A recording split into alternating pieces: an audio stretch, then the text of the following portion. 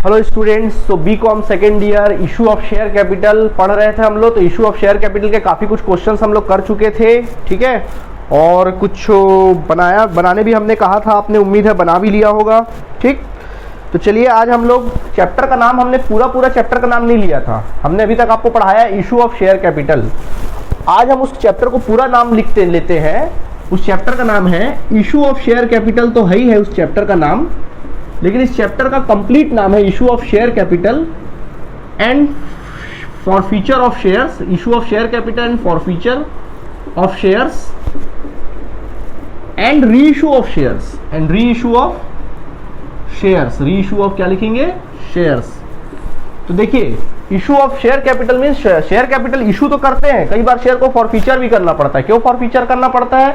कि जब कभी कोई शेयर होल्डर हमको शेयर का पैसा नहीं देता है, कुछ पैसे कॉल्स के पैसे हमको नहीं देता है, हम आखिरी दम तक उससे मांगते पैसे दे भाई पैसे दे, नहीं देता है, तो हम उसके शेयर को क्या कर लेते हैं? फॉरफीट कर लेते हैं, मतलब हरण कर लेते हैं। क्या कर लेते हैं? हरण कर लेते हैं, उसको बोलते हैं फॉरफीचर।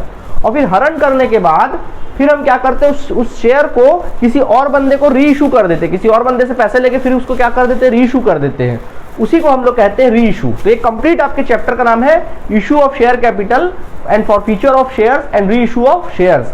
और हमारे एग्जाम में जो क्वेश्चंस भी आएंगे वो कंप्लीटली अगर देखा जाए तो क्वेश्चंस जो आएंगे हमारे एग्जाम में वो बड़े क्वेश्चन आएंगे, जिसमें हम लोग को पूरा कंप्लीट रहेगा। इशू भी करना होगा, कॉल सिनेरियर्स भी होगा उसमें, और उसी में हम लोगों का हो सकता है शेयर को फॉरफीचर भी होगा, कुछ शेयर होल्डर पैसे नहीं देंगे, फॉरफीट भी करेंगे, री इशू भी करेंगे, सारी बातें अपन करेंगे इसमें, ठीक है। तो चलिए आज बात करते हैं शेयर फॉरफीचर की बात करते हैं, मतलब शेयर को छीनने की बात करते हैं, ठीक है।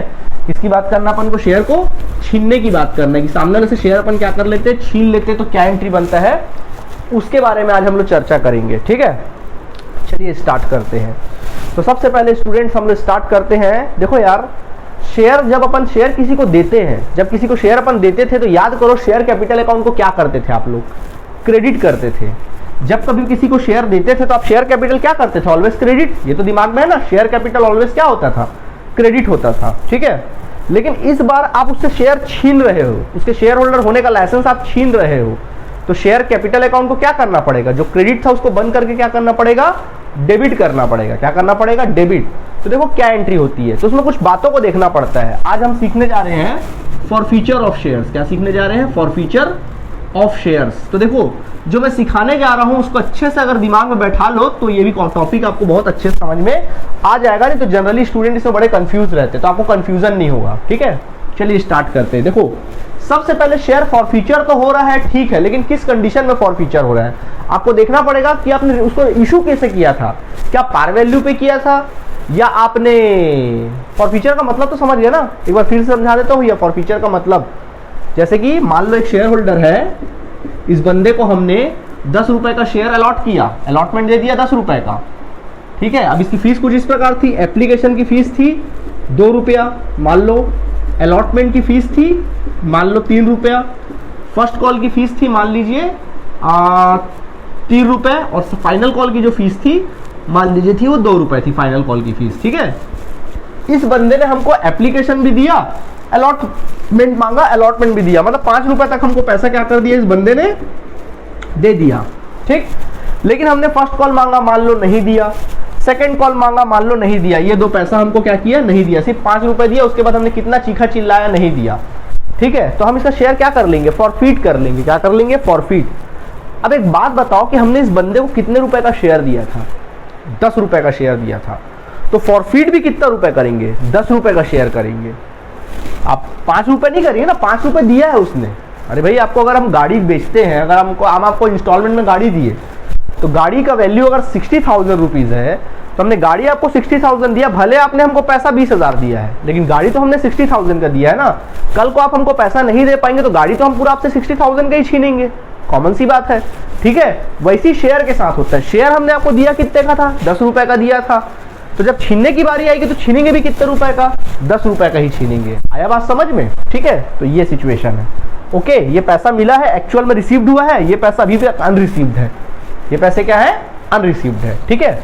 चलिए अब हम बनाना स्टार्ट करते हैं। तो चलिए देखें। हाँ, तो जब कभी भी फॉरफीचर की आप एंट्री सीखोगे तो उस समय आपको क्वेश्चन में ये देखना पड़ेगा कि शेयर को इशू कैसे किए थे, क्या पार वैल्यू पे किए थे या प्रीमियम पे किए थे या डिस्काउंट पे किए थे। ठीक है, अब अगर देखते हैं फॉरफीचर अपन शेयर कर रहे हैं, अगर हमने उसको इशू किया रहा होगा एट पार वैल्यू पे, हम उस शेयर को फॉरफीट कर रहे हैं जिसको हमने पार वैल्यू पे क्या किया था, इशू किया रहा, तब क्या एंट्री होगी। तो सुनिए क्या एंट्री बनेगी। एंट्री क्या बनेगी, जब कभी शेयर कैपिटल अपन देते हैं, इशू करते हैं, तब क्या करते हैं, शेयर कैपिटल को ऑलवेज क्रेडिट करते हैं। लेकिन जब आप उसे छीन रहे हो तो क्या करना पड़ेगा, शेयर कैपिटल को डेबिट करना पड़ेगा। तो फर्स्ट एंट्री बनेगी share capital account debit, entry बनेगी share capital account debit. Okay, share capital account debit to share forfeiture account. ये कॉमन एंट्री है, इसको दिमाग में बैठा लो, ये एंट्री तो बन ही करेगी। क्या एंट्री बनेगी, share capital account debit to share forfeiture account. हर फॉरफीचर की ये एंट्री बनती है। कोई भी शेयर अगर आप फॉरफीट करोगे तो क्या एंट्री बनेगी, share capital account debit to share forfeiture account. याद कर लो, share forfeiture, share capital account debit to share forfeiture account, ये एंट्री बनती है। ठीक है, अब इसके आगे क्या होता है, अब इसके आगे उन चीजों को आप क्रेडिट करोगे जिसको आपने कॉल तो किया है बट पैसा अभी तक आपको मिला नहीं है। उन चीजों को क्रेडिट करोगे, उन कॉल्स को क्रेडिट करोगे जिस पे आपने कॉल तो किया बट पैसा आपको नहीं मिला। मान लो आपने अलॉटमेंट, एप्लीकेशन तो मिला ही होगा यार भाई, एप्लीकेशन के बिना शेयर कैसे दे सकते हैं, एप्लीकेशन तो मिला ही होगा। मान लीजिए अलॉटमेंट का पैसा आपने कॉल किया परंतु उसका पैसा सामने वाले ने हमको नहीं दिया, एरियर्स हो गया, तो क्या लिखेंगे, उसको क्रेडिट कर देंगे टू शेयर अलॉटमेंट अकाउंट। क्या लिखेंगे, टू शेयर अलॉटमेंट अकाउंट। क्या मैंने बोला, किसको क्रेडिट करोगे, जिस पर आपने कॉल तो किया बट पैसा नहीं मिला। पैसा मिल गया होगा तो फिर उसकी एंट्री मत करना भैया, उसको क्रेडिट मत करना। पैसा नहीं मिला होगा उस कॉल का तो ही करना। मैं बोल रहा हूं कि अलॉटमेंट हमने कॉल किया बट पैसा नहीं मिला, मान लो अलॉटमेंट मिल जाता तो फिर अलॉटमेंट को क्रेडिट नहीं करते ना, याद रखिए। ठीक है, उसको नहीं करते, नहीं मिला है करके क्रेडिट करना है। तो हम ये मान के चल रहे हैं कि नहीं मिला था करके क्रेडिट कर रहे हैं। ठीक है, और मान लीजिए कॉल्स का, अब जो भी कॉल्स हो, मान लो फर्स्ट कॉल और सेकंड कॉल एक ही बारे में बोल देते हैं, हमने कॉल्स भी किया था और वो कॉल्स का पैसा भी हमको क्या हुआ, नहीं मिला।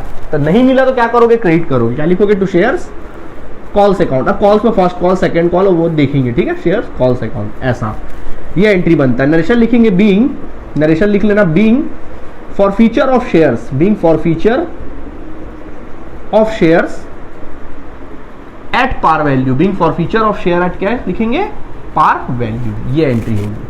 समझ में आया क्या एंट्री बनेगी। कभी भी फॉरफीचर की क्या एंट्री बनती है, दो एंट्री बनती है, share capital account debit to share forfeiture account. उसके बाद क्रेडिट किसको करते हैं, जिस कॉल का पैसा हमने मांगा है बट पैसा अपन को क्या हुआ, मिला नहीं है, उसको क्रेडिट करते हैं। ठीक है, तो चलो अब ये तो हो गया, एंट्री समझ गया हो गया आप लोग। Share capital account debit to share forfeiture account to share allotment account to share calls account. ठीक है, सवाल उठता है कि सर अमाउंट क्या फिल करेंगे, सर जी अमाउंट क्या फिल करेंगे। ठीक है, तो सबसे पहले अमाउंट फिल करेंगे। शेयर कैपिटल अकाउंट डेबिट कितने रुपए से करोगे, शेयर कैपिटल अकाउंट डेबिट करोगे up to calls on shares, up to calls on shares. Share capital account को डेबिट करोगे जहां तक आपने शेयर्स पे क्या किया रहा होगा, कॉल्स किया रहा होगा। क्या किया होगा, कॉल्स, कॉल किया होगा। शेयर्स पे क्या किया होगा, कॉल्स किया होगा, जितने रुपए तक कॉल किया होगा। जैसे अपन मांगते ना, एप्लीकेशन मांगे, अलॉटमेंट मांगे, फर्स्ट कॉल मांगे, सेकंड कॉल मांगे, मान लो आखिरी तक मांगे, जितने रुपए तक आपने मांगा है, मिला है नहीं मिला अलग बात है, जितने रुपए तक आपने मांगा है एज अ कंपनी, उतने रुपए से आप क्या करोगे, शेयर कैपिटल अकाउंट को डेबिट करोगे। मान लो आपने 7 रुपए तक ही मांगा है तो 7 रुपए से होगा।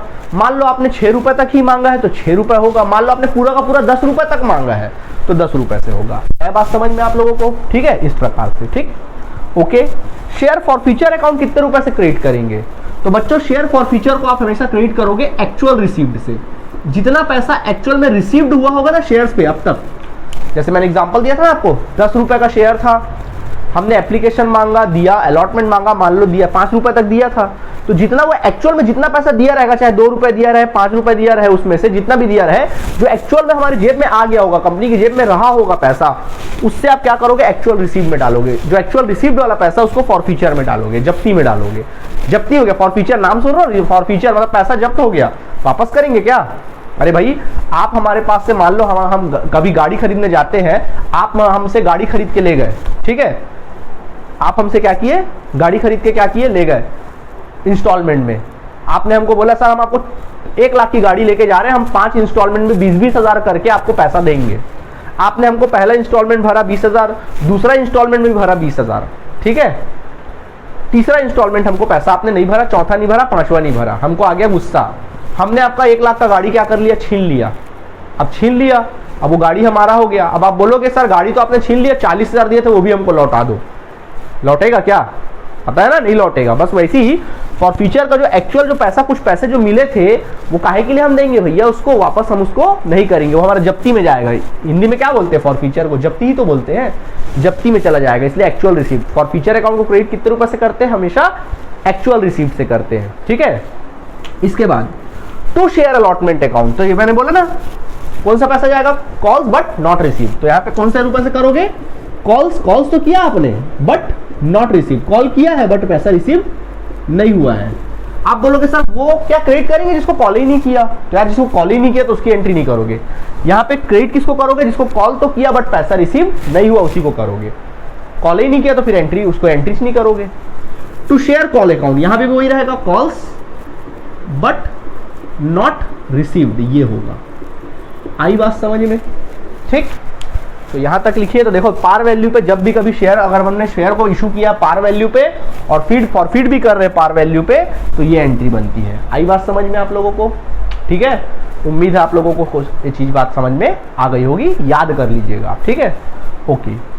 अब अपन बात करते हैं, अगर मान लो हम लोग शेयर इशू करे होंगे डिस्काउंट पे, एट डिस्काउंट, मान लो अपन शेयर इशू करे थे किस पे, डिस्काउंट पे इशू करे थे। अब डिस्काउंट पे इशू किए थे, अब उसको फॉरफीड भी कर रहे हो तो कॉमन सी बात है डिस्काउंट पे फॉरफीड करेंगे, तब क्या एंट्री बनेगी। तो देखिए क्या एंट्री बनेगी, तब भी कभी भी फॉर फ्यूचर अगर हो तो ये दो कॉमन एंट्री तो बनती है। Share capital account debit to share forfeiture account, ये कॉमन एंट्री तो बनेगी ही बनेगी, इसमें कोई दो मत नहीं है, ठीक है।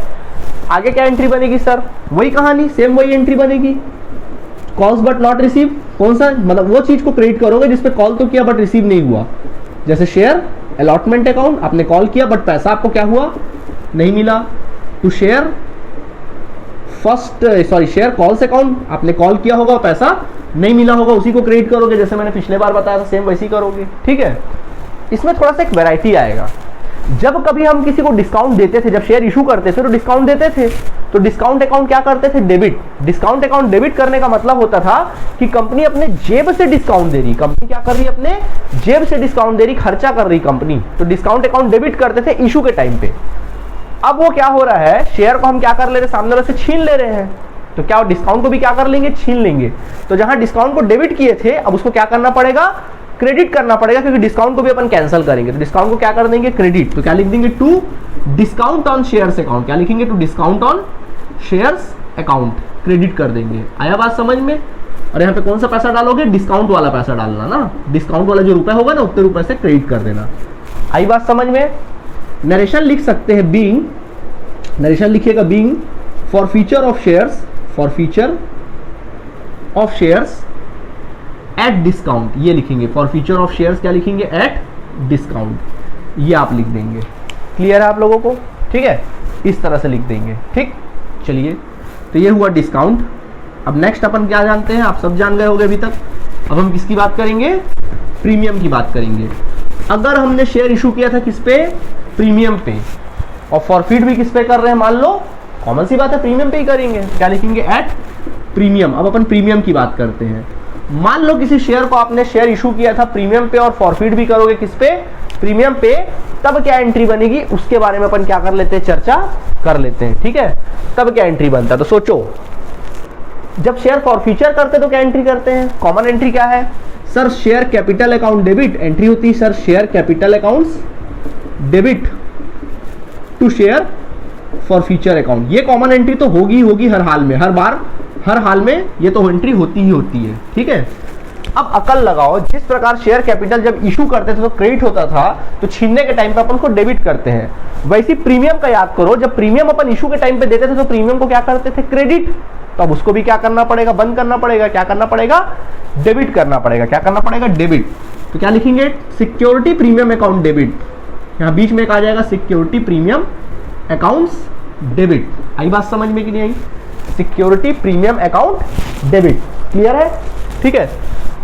अच्छा, अब आगे क्या करेंगे, बाकी चीजों किसको करेंगे, अब उन चीजों को क्रेडिट करेंगे जिन पे हमने कॉल तो किया बट पैसा रिसीव नहीं हुआ। जैसे कि मान लीजिए अगर शेयर अलॉटमेंट है, कॉल किया बट पैसा नहीं मिला तो उसको क्रेडिट कर दो।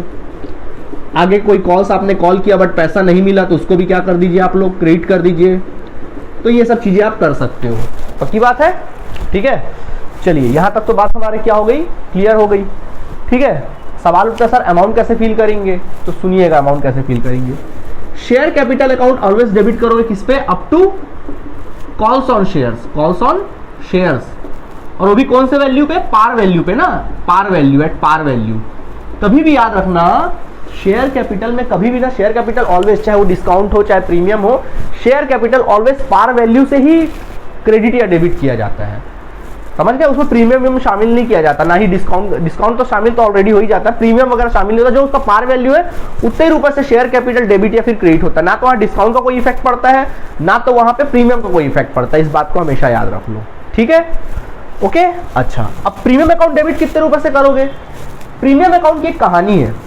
प्रीमियम अकाउंट को आप डेबिट तभी करोगे जब पैसा उसका नहीं मिला होगा। प्रीमियम अकाउंट डेबिट कब करोगे, जब पैसा नहीं मिला होगा। इफ नॉट रिसीव्ड, अगर प्रीमियम का पैसा आपको नहीं मिला है, अगर प्रीमियम का पैसा नहीं मिला है तो ही प्रीमियम को डेबिट करना, अदरवाइज प्रीमियम को डेबिट मत करना।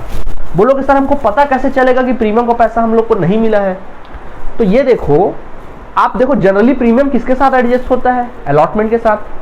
तो देखो अगर अलॉटमेंट का पैसा नहीं मिला है तो फट से समझ जाना प्रीमियम का भी पैसा अपन को क्या हुआ है, नहीं मिला है। तो प्रीमियम को क्या कर देना, डेबिट। आई बात समझ, प्रीमियम को क्या कर देना, डेबिट।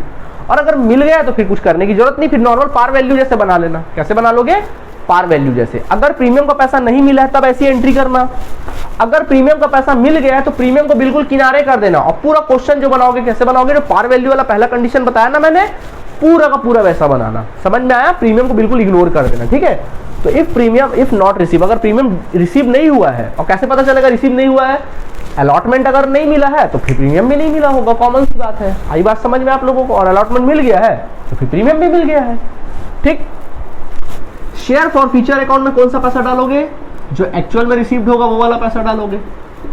ये तो पता ही है, जितना पैसा रिसीव्ड हुआ हो। अब यहाँ पे प्रीमियम देखते मत बैठ जाना कि प्रीमियम मिला कि नहीं मिला, सब देखते मत बैठ जाना। जितना एक्चुअल रिसीव्ड है, सारी बातों को दरकिनार करते हो, जितना रोकड़ा मिला है उतने रुपए से क्या कर देना, क्रेडिट कर देना, ठीक है, ओके। आगे देखें, to share allotment account, allotment में वही कहानी, कॉल्स बट नॉट रिसीव, यानी एक प्रकार से ना कॉल्स बट नॉट रिसीव लिख रहा हूँ ना, इसका मतलब ना कॉल्स इन एरियर्स वाला रकम लिखना है। कॉल्स बट नॉट रिसीव का मतलब होता है कॉल्स इन एरियर्स।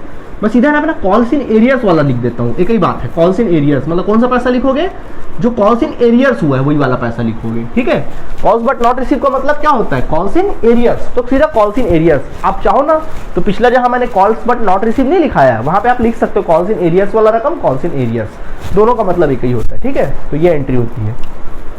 नरेशन लिख सकते हैं, being forfeiture of shares, forfeiture, एक second, forfeiture of shares, forfeiture of shares at premium. Premium पे हमने शेयर क्या कर लिया बच्चों, फॉरफिट कर लिया, दैट्स, ठीक है, इस तरह से। तो ये हमारी कहानी क्या हो गई, कंप्लीट हो गई, ओके। ये हमारी कहानी क्या हो गई, कंप्लीट। यहां तक कोई परेशानी है, बिल्कुल भी नहीं है, ठीक है। अब इसको यहां तक लिख लीजिए आप लोग, ठीक। तो मिटा देते इसको हम, कॉपी बकायदा नोट करते जाइए। तो ओके स्टूडेंट्स, हम लोगों ने क्या क्या सीख लिया, हम लोगों ने शेयर फॉर फ्यूचर का एंट्री सीख लिया हर कंडीशन में, पार वैल्यू पे भी सीख लिया, प्रीमियम पे भी सीख लिया, और डिस्काउंट पे भी सीख लिया, सब पे सीख लिया, ठीक है। यार डिवोर्स तो हो गया है, जिंदगी तो ऐसी नहीं बीतनी है, दूसरी शादी भी करनी है, तो क्या करना है, जो शेयर हमने फॉरफिट किया था उसको री इशू भी करना है। क्या करना है उसको, री इशू, किसी और शेयर होल्डर को अपन क्या कर देंगे, री इशू, ठीक है। तो इस बार जो री इशू करेंगे ना, वो अपन ना इंस्टॉलमेंट में री इशू नहीं करेंगे, इस बार जो री इशू करेंगे वो लमसम री इशू करेंगे, सीधा एक साथ री इशू कर लेंगे, ठीक है। तो अब सीखेंगे अपन लोग क्या, री इशू ऑफ, क्या लिखेंगे, री इशू ऑफ फॉरफिटेड शेयर, री issue of forfeited share, forfeited shares, री इशू ऑफ फॉरफिटेड शेयर्स, हरण किए गए अंशों का पुनः निर्गमन, हरण किए गए अंशों का पुनः निर्गमन, री issue of forfeited share. Forfeited share का अपन क्या करने वाले हैं, री इशू करने वाले हैं, ठीक है। री इशू कैसे करेंगे देखिए, तो री इशू करने का तीन तरीका, सीधा लमसम में री इशू कर रहे हो तो तीन तरीका है, या तो पार वैल्यू पे री इशू करोगे, या तो प्रीमियम पे री इशू करोगे, या फिर डिस्काउंट पे री इशू करोगे। चलो सबसे पहले अपन पार वैल्यू पे करते हैं। अगर आप पार वैल्यू पे रीइशू करते हो, if re issue of share, ऐसा लिखते हैं, if re issue of shares at par value, अगर हम री इशू कर रहे हो भी किस पे, पार वैल्यू पे, तो सारा पैसा एक साथ रिकवर कर रहे हैं, तब क्या एंट्री बनेगा, पैसा आएगा तो बैंक अकाउंट डेबिट, क्या एंट्री करेंगे, bank account debit to share capital account, bank account debit to क्या लिखेंगे, शेयर कैपिटल अकाउंट। ठीक है, एक बात आपसे पूछना है मेरे को, तो देखना, मान लो एक शेयर का रेट जो था, एक शेयर होल्डर था मिस्टर ए, इस मिस्टर ए को हमने शेयर दिया था 10 रुपए का। ठीक है, इस बंदे ने फीस कुछ इस प्रकार था, एप्लीकेशन का फीस था 2 रुपए, अलॉटमेंट का मान लो फीस था 3 रुपए, फर्स्ट कॉल का फीस था मान लो 3 रुपए, और सेकेंड कॉल का फीस था मान लीजिए 2 रुपए। ठीक है, इस तरह अलग अलग फीस था। मान लेते हैं इस बंदे ने हमको ये दिया, बाकी ये दोनों नहीं दिया। ठीक है, हमने इससे 10 रुपए का शेयर क्या कर लिया, छीन लिया। ठीक, ये 5 रुपए भी इसका क्या हो गया, जब्त हो गया, बाकी पैसा तो नहीं दिया। ठीक है, अब एक बात बताओ कि अब हम इस 10 रुपए के शेयर को मान लीजिए किसी नए बंदे, मिस्टर मान लो बी को हम री इशू करते हैं, मान लो जो री इशू कर रहे हैं, इस बंदे को अपन क्या कर रहे हैं, री इशू कर रहे हैं, तो बताओ इसको 10 रुपए का शेयर दे रहे हैं, इससे पैसा कितना रिकवर करेंगे, सोचो, इससे पैसा रिकवर कितना करेंगे। 10 रुपए का शेयर दे रहे, क्या 5 रुपए रिकवर करेंगे? आप बोलोगे सर 5 रुपए तो मिल ही चुका, 5 रुपए रिकवर कर लो। नहीं, आप इसको 10 ही रुपए का शेयर दोगे और 10 रुपए ही रिकवर करोगे। क्या रिकवर करोगे, 10, ये 5 रुपए आपके फायदे में चला जाएगा, फॉर फ्यूचर में चला जाएगा। आप 10 का शेयर को 10 ही में दोगे, ऐसा दरियादिली वाला काम नहीं करोगे, बेवकूफ़ी वाला काम नहीं करोगे। जब किसी को शेयर दोगे, जब किसी से छीनते हो ना, तो पार वैल्यू को ही छीनते हो, और जब किसी को रीइशू करते हो ना, तो पार वैल्यू पे ही रीइशू करते हो, इस बात को याद रखना। ठीक है, 5 रुपए को मत सोचना, सामने लोग जब रीइशू भी करोगे 10 रुपए का शेयर से, तो उसे वसूलोगे भी कितना रुपया, पूरा का पूरा 10 ही रुपया वसूलोगे। आई बात समझ में कि नहीं आई, पूरा 10 ही वसूलोगे। वो अलग बात है, डिस्काउंट वगैरह अलग बात है, लेकिन 10 ही रुपए क्या करोगे, वसूलोगे। जितना रुपए का शेयर है उतने ही रुपए वसूलेंगे। पिछला वाले को उसमें नए वाले शेयर होल्डर के साथ एडजस्ट नहीं कर सकते ना अपन लोग, ऐसा नहीं करना। ठीक है, याद रखिएगा। ओके, तो चलिए, तो हमने री इशू कर दिया, तो सामने वाले से पूरा पैसा वसूल करेंगे। नए शेयर होल्डर से भी क्या करेंगे, पूरा 10 रुपए वसूल करेंगे। और वो जो री इशू के टाइम और जो फॉर फ्यूचर के टाइम पे जो पैसा वसूल हुआ था, उससे जितना पैसा उसने दिया था वो हमारा फायदा है, वो कंपनी का फायदा है। ठीक है, वो देखेंगे। ओके, तो चलिए, अमाउंट क्या डालेंगे, वही कहानी, नंबर ऑफ शेयर्स के क्या कर देना, मल्टीप्लाई कर देना, किसका, जो भी पार वैल्यू, शेयर का पार वैल्यू होगा, पर शेयर, प्राइस ऑफ पर शेयर जो भी होगा, प्राइस ऑफ पर शेयर, जो भी पर शेयर का प्राइस होगा उसको मल्टीप्लाई कर देना, ऐसा अमाउंट डाल देना उसमें। ठीक है, नरेशन क्या लिख लोगे, being re issue of shares at par value, ऐसा नरेशन लिख लेना। ठीक है, ये लिख सकते हैं। ओके, इसी जगह अगर अपन प्रीमियम पे इशू करते, मान लो इस पर इशू करें, दूसरा कंडीशन, अगर अपन if re issue of shares at premium, अगर अपन प्रीमियम पे इशू करते, तब क्या एंट्री करते, वही कहानी, सीधा एक साथ लिख लो, बैंक अकाउंट डेबिट, सीधा एक साथ पैसा आ रहा है, bank account debit to share capital account to security premium account.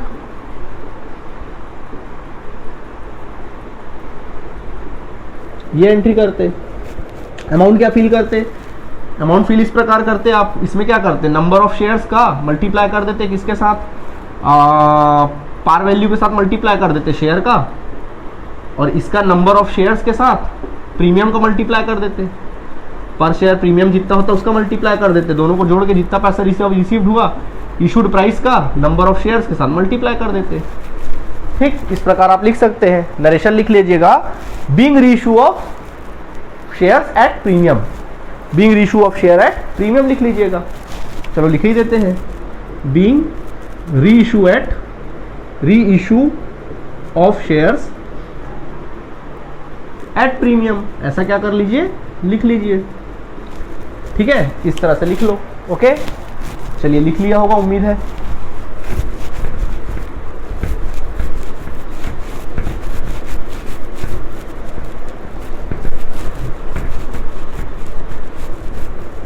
चलिए, लास्ट और मोस्ट इंपॉर्टेंट क्या है, देखें, अगर मान लीजिए तीसरा condition, if re issue at री issue of forfeited shares at discount. अगर अपन री इशू तो कर रहे हैं बट किस पे री इशू कर रहे हैं, शेयर्स को डिस्काउंट पे री इशू कर रहे हैं, कम रेट में री इशू कर रहे हैं, तब क्या एंट्री बनेगी? तो बताओ, जब अपन डिस्काउंट पे शेयर इशू करते हैं तब क्या एंट्री बनती है? Bank account debit, discount on issue of shares account debit to share capital account, ये एंट्री बनती है। यहाँ पे भी वही एंट्री करेंगे, क्या लिखेंगे? बैंक अकाउंट डेबिट, एंट्री लिखेंगे bank account debit. Discount account debit की जगह लिखोगे share forfeiture account debit, share for future accounts debit. बोलोगे सर डिस्काउंट को हमको डेबिट करना चाहिए, आप फॉर फ्यूचर क्यों डेबिट करवा रहे हो? अरे भाई, डिस्काउंट डेबिट करने का मतलब होता है अपने जेब से क्या करना, खर्चा करना। शेयर फॉर फ्यूचर को डेबिट करने का मतलब होता है कि जो फॉर फ्यूचर में जब्ती वाला पैसा नहीं पड़ा है, जो हमने जब्त किया था रीइशू के टाइम पे, सॉरी फॉर फ्यूचर के टाइम पे जो जब्त किया था, जितना पुराने शेयर होल्डर ने दिया था, तो पैसा पड़ा है ना, तो अपन अपने जेब से क्यों लगाएंगे डिस्काउंट? हम उस पैसे को क्या करेंगे, इसमें यूटिलाइज करेंगे। जो जब्ती वाला पैसा पड़ा है, फॉर फ्यूचर वाला पैसा पड़ा है, उस पैसे को अपन क्या करेंगे, इसमें यूटिलाइज करेंगे। समझ में आया? यही कारण है कि इसको यहाँ पे डिस्काउंट अकाउंट डेबिट नहीं करते, बल्कि क्या करते हैं, फॉर फ्यूचर अकाउंट डेबिट करते हैं। आई बात समझ में कि नहीं आई? हाँ, अगर मान लो तो फॉर फ्यूचर अकाउंट डेबिट करते हैं, है ना, तो फॉर फ्यूचर अकाउंट डेबिट करते हैं। मान लो एग्जांपल दे रहा हूं, मान लो अब फॉर फ्यूचर मान लो 2 रुपया पड़ा है, ठीक है, और यहाँ पे आप डिस्काउंट दे रहे हो 1 रुपए, डिस्काउंट दे रहे हो, फॉर फ्यूचर पड़ा है कितना, 2 रुपए, आप डिस्काउंट दे रहे हो 1 रुपए। तो देखो 2 रुपए में से 1 रुपए खर्च हो गया, अभी भी फॉर फ्यूचर में कितना पड़ा है, 1 रुपया पड़ा है। पक्की बात है? ठीक है। उसी जगह कई बार क्या होता है, आपके फॉर फ्यूचर में पड़ा है 2 रुपए, लेकिन आप डिस्काउंट दे रहे हो मान लो 3 रुपए, ऐसा भी हो जाता है कई बार। यानी कि आप 2 रुपए, तो देखो क्या हुआ यहाँ पे, फॉर फ्यूचर से 2 रुपए तो उड़ गया, अब भी कितने हो, 3 रुपए आपने डिस्काउंट दिया, तो 2 रुपए तो आपने वहां से निकाला होगा। अब 1 रुपया कहां से लाए होंगे, अपने जेब से खर्चा किए होंगे। तब यहाँ पे क्या हो जाएगा, डिस्काउंट अकाउंट डेबिट, फिर लिखेंगे, तब लिखोगे discount on shares account debit, तब ऐसा लिखोगे। समझ में आया बात? हालांकि ऐसा सिचुएशन आपके क्वेश्चन में नहीं आएगा, ऐसा सिचुएशन आपके क्वेश्चन में नहीं आएगा, फिर भी लिख दे रहा हूं, ठीक है। टू शेयर कैपिटल अकाउंट, ये आप लिख सकते हैं, टू शेयर कैपिटल अकाउंट, ये एंट्री करेंगे। समझ में आया बात? ठीक है। मतलब ये है कि फॉर फ्यूचर का पैसा अपन डिस्काउंट में यूटिलाइज करते हैं, जितना रहता है उतना यूटिलाइज कर लेते हैं। कई बार कम रहा तो शेयर फॉर फ्यूचर अकाउंट रख दिए, कम डिस्काउंट का रेट है, और डिस्काउंट अगर जरूरत से ज्यादा है कि फॉर फ्यूचर का पैसा भी खत्म हो जा रहा है, उसके बाद भी हमको लगाना पड़ रहा है, अपने जेब से लगाना पड़ रहा है, तो फिर डिस्काउंट अकाउंट को डेबिट करो। ओके, तो जनरली वैसे क्या एंट्री बनेगा, आपका तो 100% यही एंट्री आएगा, bank account debit, share forfeiture account debit to share capital account. मतलब जितने भी डिस्काउंट के रकम रहेंगे वो फॉर फ्यूचर से कम ही रहेंगे, फॉर फ्यूचर से क्या रहेंगे, कम ही रहेंगे। यही वाले क्वेश्चंस आएंगे आपके सामने, तो फिर भी हमने नॉलेज के लिए आपको बता दिया है, ठीक है। चलिए, तो अमाउंट कैसे फिल करोगे, बैंक अकाउंट डेबिट, जो भी पैसा रिकवर करोगे वो लिखोगे। फॉर फ्यूचर अकाउंट में कौन सा डेबिट करोगे, डिस्काउंट वाले पैसे को करोगे, जो भी डिस्काउंट होगा, जितना डिस्काउंट दे रहे होगे वाला पैसे को करोगे, और डिस्काउंट जो एक्स्ट्रा हो गए तो खैर उतना ज़्यादा जरूरी नहीं, इसको हटाओ अभी किनारे करो, इसको अलग कर सकते, इसको अलग कर लो, ठीक है, इसको अलग कर सकते, इसको अभी हटाओ, ठीक है। शेयर कैपिटल अकाउंट में क्या करोगे, नंबर ऑफ शेयर्स का इंटू कर दोगे किसके साथ, पार वैल्यू के साथ, और ये जो पैसा मिलेगा उसको लिख लेना। आई बात समझ में? नरेशन लिख सकते हैं, being reissue of shares at discount, reissue of shares at discount, ये आप लोग लिख सकते हैं, ठीक है। इस तरह से अपन क्या कर सकते हैं, उसको लिख सकते हैं। ओके, चलिए, ठीक है। ये हुआ रीइशू वाली बात। तो हमने क्या क्या सीख लिया, हमने सीख लिया फॉर फ्यूचर की भी एंट्री सीख ली, हमने रीइशू की भी क्या कर ली, एंट्री सीख ली। ओके, अच्छा, अब क्या होता है सुनो,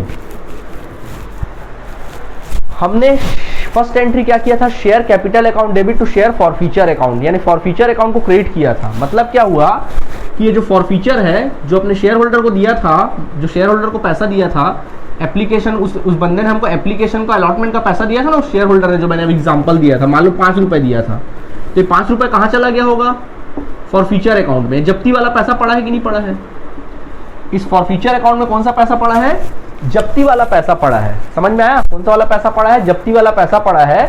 अब इस पैसे का अपन क्या करेंगे, अब इस सवाल उठता है कि इस पैसे का क्या करेंगे। आप जब शेयर रीइशू करोगे, जब आप शेयर को रीइशू करोगे, तो अगर रीइशू को आप डिस्काउंट पे कर रहे हो, तो रीइशू के टाइम पे जो भी खर्चा होगा, उस खर्चे को आप इसी में से यूटिलाइज करोगे, और करे भी हैं। इसी में से उस खर्चे को क्या करोगे, यूटिलाइज करोगे। जो भी एक्सपेंसेस होगा, एक्सपेंसेस ऑन री इशू, जो भी री इशू पे एक्सपेंसेस होगा, चाहे डिस्काउंट हो, जो भी हो, सारा खर्चा इसी फंड से क्या करेंगे, यूटिलाइज करेंगे। अगर यूटिलाइज करने के बाद भी इसमें फॉरफीचर में कुछ पैसे बच जाते हैं, तब उसका क्या करेंगे, तब बच्चों ये पैसे का क्या करेंगे मालूम है, ये पैसा किसका हो जाएगा, कंपनी का हो जाएगा। तो इसकी एंट्री बनेगी, इस पैसे को अपन को कहां ट्रांसफर करना पड़ेगा, कैपिटल रिजर्व में ट्रांसफर करना पड़ेगा।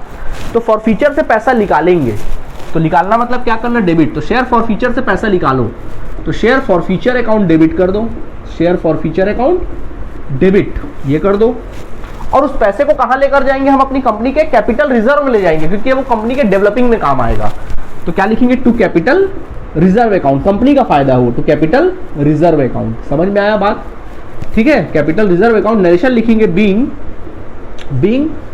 Share forfeiture account, share forfeiture account is transferred to capital reserve account. क्या करेंगे, कैपिटल रिजर्व अकाउंट, ठीक है, ये लिखेंगे, ठीक, ये लिखेंगे। सवाल उठता है कि सर यहाँ पे अमाउंट कैसे आएगा, तो चलो कैपिटल रिजर्व अकाउंट का आप अमाउंट कैसे निकालोगे वो मैं आपको फॉर्मूला देता हूं। तो कभी भी याद रखना, कैपिटल रिजर्व का अमाउंट कैसे निकालोगे उसका फॉर्मूला सीख लो। Capital reserve is equal to, कैसे निकालोगे उसका फॉर्मूला देखेंगे, इसका फॉर्मूला होगा amount deposited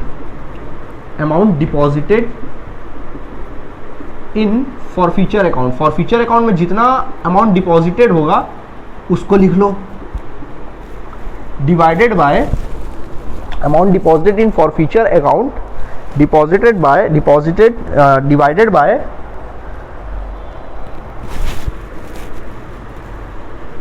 number of forfeited shares into number of reissue shares, ये लिखेंगे आप। एक बार मैं क्लियर कर ले रहा हूँ, अमाउंट डिपॉजिटेड, ठीक है, फॉरफीटेड शेयर्स टोटल,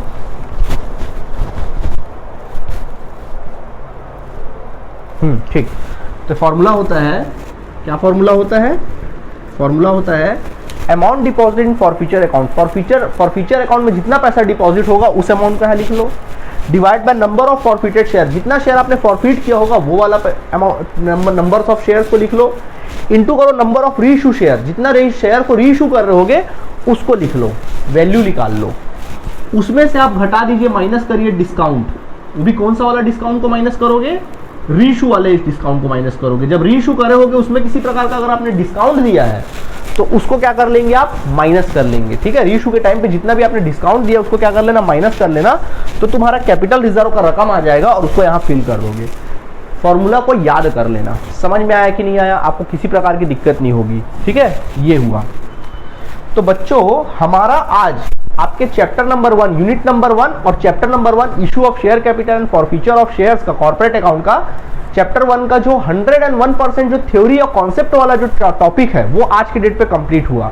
अब हम टोटल जो बात करेंगे, टोटल बात करेंगे हम किसकी, प्रैक्टिकल की। अब हम लोग प्रैक्टिकल ही बनाएंगे। अब अपने को कोई हर प्रकार का प्रैक्टिकल बनेगा। अब हमको कुछ ज़्यादा कोई, अब मैं आपको कोई नया नियम, नया कायदा नहीं बताऊंगा, सिर्फ प्रैक्टिकल बनाऊंगा और उम्मीद करूंगा जब प्रैक्टिकल बनाऊं तो उसी रिदम को आप फॉलो करें, ठीक है। तो आज के लिए क्लास के लिए इतना काफ़ी है, इसको नोट कर लीजिएगा। Thank you students.